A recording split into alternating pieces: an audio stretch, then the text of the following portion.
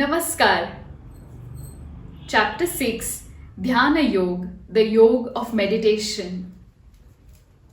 Through the past chapters, we've been learning a lot about our mind and human behavior. We've learned about Karma Yoga, which is the practice of performing duties without thinking about the result. We've learned about Karma Sannyas, where we renounce or entirely give up on worldly pleasures. And instead, we focus on our inner selves and meditate to reach a higher level.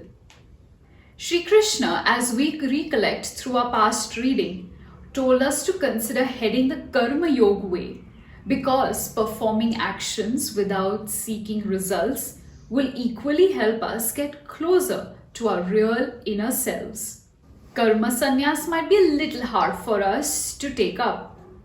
Our mind actually has a mind of its own. It thinks of things we're not even actually thinking of. This sometimes leads to the mind wandering to thoughts we never intended to have. Like thinking what's for lunch while sitting in the middle of a history class.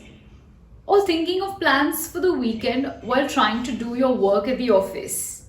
If we don't train it, the mind can be equally dangerous and you might be in for some trouble in the future. Lord Krishna advises Arjuna that the first step to training your mind is to exercise moderation. What's moderation? It means to limit oneself, avoiding excess or extremity. When we speak of training the mind, it's not just controlling what you think, but also controlling what you eat, how much you sleep, and the amount of activities you do. This sounds rather a lot, doesn't it? Do you really think you can wake up one day and start controlling your mind? It might not be that simple, but there is a way. That way is the way of practice and dedication. Did you know that the mind is often compared to a lamp? Think about it. A little wind and the flame of the lamp flickers, doesn't it? In the same way, if we look at the mind like the flame, the wind is the distraction you see around yourself. Have this distraction and you begin to move towards thinking in that direction. A little practice and you will be able to bring your mind back and help focus it on what you want to think about. Sri Krishna has a learning for us. You might think that the person who gives up on food or adapts a certain lifestyle is spiritually closer to a higher power. But that's not necessarily the case. These external acts don't take you closer to God or any such higher power. Well, then what does? It's the people who perform actions without expecting anything in return. It is these people who are truly spiritually aware and they are able to be closer to God. In fact, these are the true yogis. The real meaning of the word yoga. In the past chapters, we've heard a lot about the word yoga. What really is the meaning of yoga? Does it have something to do with yoga? Or is it some code word for something? Let's find out. Yoga in the simplest terms means coming together. You can call it a union or bringing two things together. In the Bhagavad Gita, yoga is referring to bringing together the mind and the body. Our ancient Hindu texts have stipulated that any disease is not just a disease of the particular part of the body. When a human being feels sick, he or she is also troubled in mind and in spirit too. What this means is that there is physical pain, but there is also turmoil in our mind. The feeling of anxiety, stress, even anger.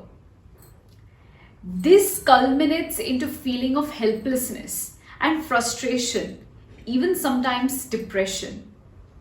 For instance, if you have some pain in your wrist, you're going to feel a little uncomfortable. Surely you'll visit a doctor, get it checked, and even take your prescribed medication. While you have things under control with this pain, you also experience a setback, don't you? You might feel a little difficulty in moving your hand. You might not be able to ride a vehicle or even use your hand to write. This will make you angry. Now you have to ask someone to help you all the time.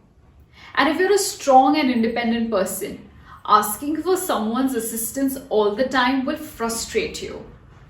Did you see how this wrist pain has moved from a physical pain to a trouble of the mind in the form of anger, and to the trouble of your spirit in the form of frustration? To lead a happy life, we need all three elements, the body, the mind, and the spirit, to be in unison, in harmony. And do you know how that is possible? Not by popping pills. It's possible through the practice of yoga. Yes, the movements in yoga have been designed in a way that helps you balance your mind and body along with your spirit. You don't have to know all the asanas to get the balance. You can start small with Surya Namaskar and some meditation each day. As you get comfortable with it, you can explore some more asanas. But remember to always have the assistance of a yoga teacher before and during your practice. Don't try anything on your own. Dhanyavad.